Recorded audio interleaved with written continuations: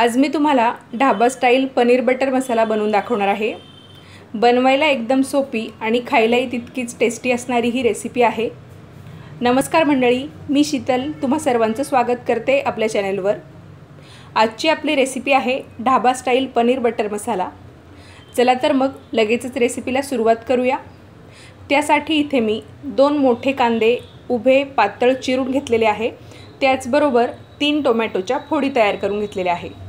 यानंतर एक मिक्सरचं भांडं घेतलं। या मिक्सरच्या भांड्यामध्ये आपल्याला कांदा टोमॅटोची प्युरी अर्थात पेस्ट तयार करून घ्यायची आहे। कांदा टोमॅटोची पेस्ट बनवताना पाण्याचा वापर बिलकुल करायचा नाही। यानंतर गॅसवर मी एक कढई ठेवलेली आहे। कढईमध्ये सुरुवातीला आपल्याला 2 मोठे चमचे तेल टाकायचं आहे आणि एक छोटा बटरचा तुकडा टाकायचा आहे। तुम्ही पूर्ण बटरमध्ये सुद्धा ही रेसिपी बनवू शकता किंवा बटर उपलब्ध नसेल तर तेल आणि तूप एकत्र करून ही रेसिपी बनवू शकता।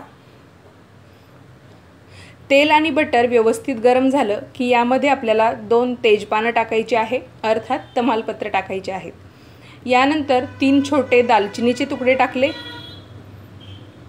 3 लवंगा, 3 मिरे आणि 4 हिरव्या वेलच्या आपल्याला वापरायच्या आहेत। सर्व खड्या मसाल्यांचा फ्लेवर तेल आणि बटरमध्ये व्यवस्थित उतरला पाहिजे अशा पद्धतीने ते परतून घ्यायचे। यानंतर 2 चमचे आलं लसणाची पेस्ट आपल्याला यामध्ये टाकायची आहे। गॅसची फ्लेम एकदम कमी ठेवायची, नाहीतर हे मसाले जळू शकतात।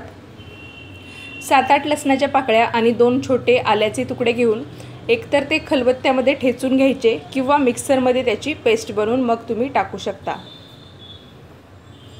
आलं लसणाच्या पेस्टचा कच्चेपणा जाईपर्यंत आपल्याला ती परतून घ्यायची आहे। या रेसिपीसाठी लागणारं सर्व साहित्य आणि त्याचं प्रमाण व्हिडिओच्या खाली डिस्क्रिप्शन बॉक्समध्ये मी दिलेलं आहे, तुम्ही चेक करू शकता।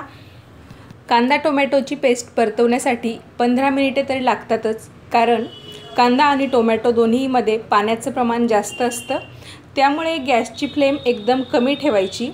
यामध्ये आपण अर्धा चमचा मीठ टाकणार आहोत आणि कढईवर झाकण ठेवणार आहोत। याचे 2 फायदे होतील। एकतर कांदा टोमॅटोची पेस्ट मीठ टाकल्यामुळे लवकर परतली जाईल, त्याचबरोबर झाकण ठेवल्यामुळे कांदा टोमॅटोच्या पेस्टचे टिपके गॅसवर किंवा आपल्या अंगावर उडणार नाहीत। तर सुरुवातीला आपण अर्धा चमचा मीठ या पेस्टमध्ये टाकूया, व्यवस्थित मिक्स करून घेऊया।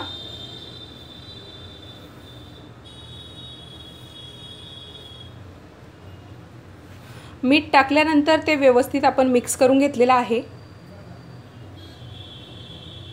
आता यावर झाकण ठेवूया। 10 ते 15 मिनिटासाठी हे झाकण आपल्याला या पेस्टवर किंवा कढईवर ठेवायचं आहे, जेणेकरून ती लवकर परतली जाईल। अधूनमधून चेक करत राहायचं, कारण कढईच्या तळाशी ही पेस्ट लागू शकते किंवा जळू शकते, म्हणून अधूनमधून झाकण काढून ही पेस्ट आपल्याला परतवत राहायची आहे। तर तुम्ही बघू शकता 15 मिनिटानंतर यामधलं जे मॉइश्चर आहे ते बरंचसं कमी झालेलं आहे। अजून 5 मिनिटासाठी ही पेस्ट आपण परतून घेतली। तुम्ही बघू शकता साईडला छान असं तेल सुटलेलं आहे, म्हणजेच कांदा टोमॅटोची पेस्ट व्यवस्थित परतली गेलेली आहे। आता यामध्ये मी अर्धा चमचा हळद टाकलेली आहे। मसाल्याच्या डब्यात जो चमचा असतो तो अर्धा चमचा हळद यामध्ये मी टाकलेली आहे। त्याचबरोबर 1.5 चमचा धनेपूड, 1 मोठा चमचा काश्मीरी लाल तिखट आणि 1 मोठा चमचा घरगुती काळा मसाला यामध्ये मी टाकलेला आहे। तुम्हाला जर काळा मसाला वापरायचा नसेल तर तुम्ही गरम मसाला सुद्धा वापरू शकता। सर्व मसाले या पेस्टमध्ये आपण व्यवस्थित मिक्स करून घेऊया। काश्मीरी लाल तिखट वापरल्यामुळे या भाजीच्या ग्रेव्हीला रंग चांगला येईल। मसाले व्यवस्थित मिक्स करून झाल्यानंतर त्यांचा फ्लेवर या कांदा टोमॅटोच्या पेस्टमध्ये छान उतरावा म्हणून आपण 5 ते 7 मिनिटासाठी ही ग्रेव्ही अशीच परतून घेणार आहोत।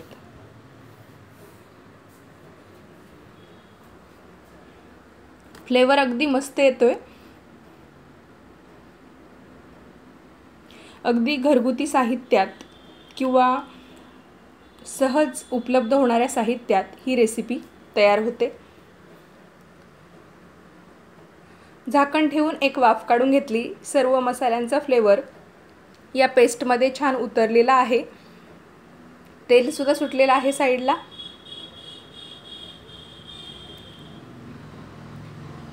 ही पेस्ट चांगली परतून होईपर्यंत तुम्ही दुसऱ्या बर्नरवर 1 ते 2 ग्लास पाणी गरम करून घेऊ शकता, कारण ही ग्रेव्ही वाढवण्यासाठी आपण यामध्ये जे काही पाणी टाकणार आहोत ते गरम करून टाकणार आहोत, जेणेकरून भाजीची चव किंवा मसाल्यांची चव आहे तशीच राहील, ती बदलणार नाही।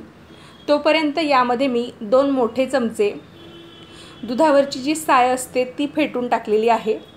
तुम्ही रेडीमेड क्रीम आणून सुद्धा यामध्ये टाकू शकता 2 मोठे चमचे, किंवा क्रीम टाकायची नसेल तर 2 चमचे दही सुद्धा टाकू शकता।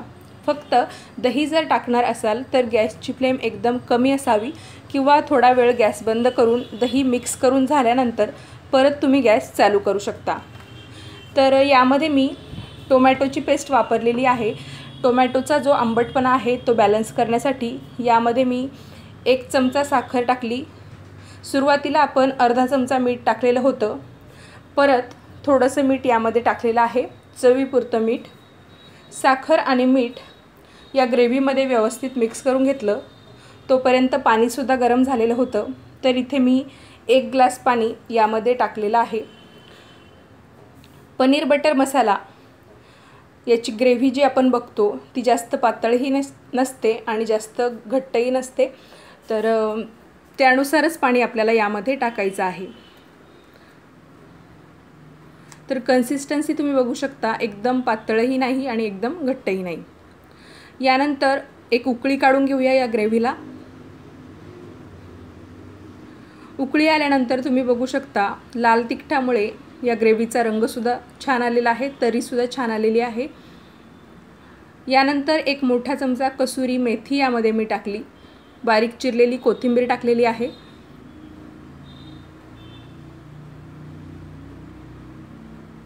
व्यवस्थित ती मिक्स करून घेऊया।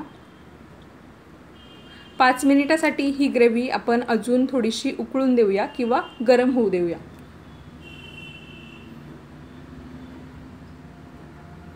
यानंतर यामध्ये मी 200 ग्रॅम पनीरचे तुकडे करून घेतलेले आहेत ते टाकणार आहे।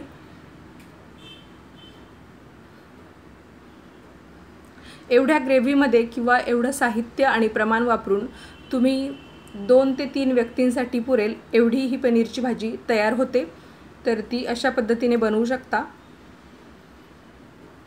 पनीरचे क्यूब टाकल्यानंतर व्यवस्थित ते मिक्स करून घ्यायचे ग्रेव्हीमध्ये, जेणेकरून सर्व मसाल्यांचा फ्लेवर या पनीरच्या तुकड्यांना किंवा क्यूब्सला लागला जाईल।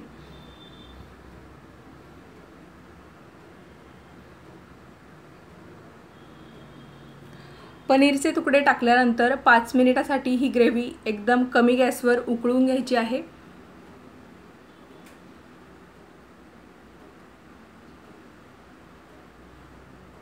आता आपण गॅस बंद करूया। इथे आपला ढाबा स्टाईल पनीर बटर मसाला तयार झालेला आहे। याआधी मी तुम्हाला पनीर बटर मसाला किंवा शेव भाजी, काजू करी यासाठी लागणारा ग्रेव्हीचा बेस कसा तयार करायचा आणि त्यापासूनच मी तुम्हाला पनीर बटर मसाला रेसिपी कशी बनवायची याची रेसिपीसुद्धा दाखवलेली आहे। डिस्क्रिप्शन बॉक्समध्ये याची लिंक आहे, तुम्ही चेक करू शकता।